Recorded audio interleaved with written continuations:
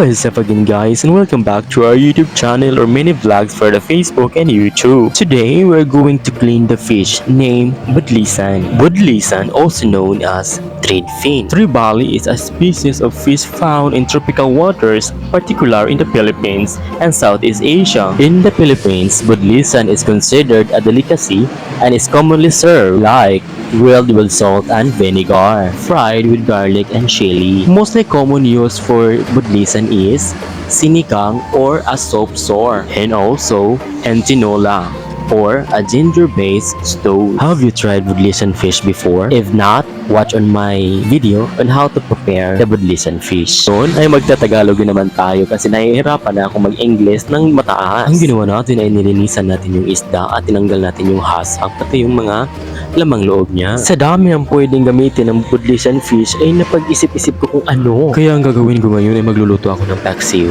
Yung paksiw na pati yung buto pwedeng makain. Ang klase na paksiw na ito ay popular nating makikita sa Bohol. Kadalasan ginagamit nila ay tulingan, hindi budlisan, pero sa akin budlisan yung ginagamit ko kasi yun lang yung available natin. Sa pagluluto ng ganitong klaseng paksiw, hindi mo kailangan ng maraming spices. Ang gagamitin nating spices dito ay bawang lang.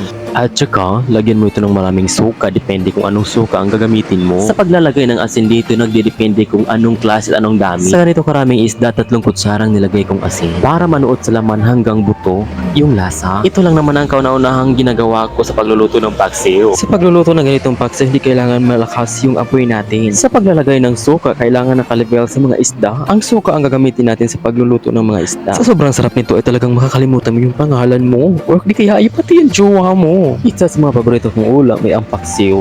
Talagang napakasarap talaga. Buong buo talaga yung araw ko kapag makakain ako ng paksiw. Kaya minsan maraming klase ng pagluluto ng paksiw ang ginagawa ko. Lalo na at mag-craving ako.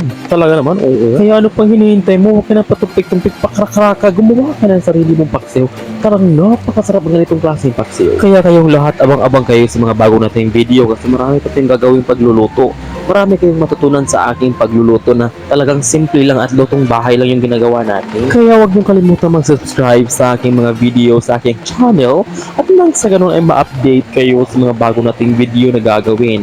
And then forget to share and like and comment kung meron kayong nagugustuhan sa mga videos ko. Kung wala, pwede lang kayong tumahimik dyan kasi itong pagluluto ko ay simple lang na talagang makakatulong sa mga taong nagugutom.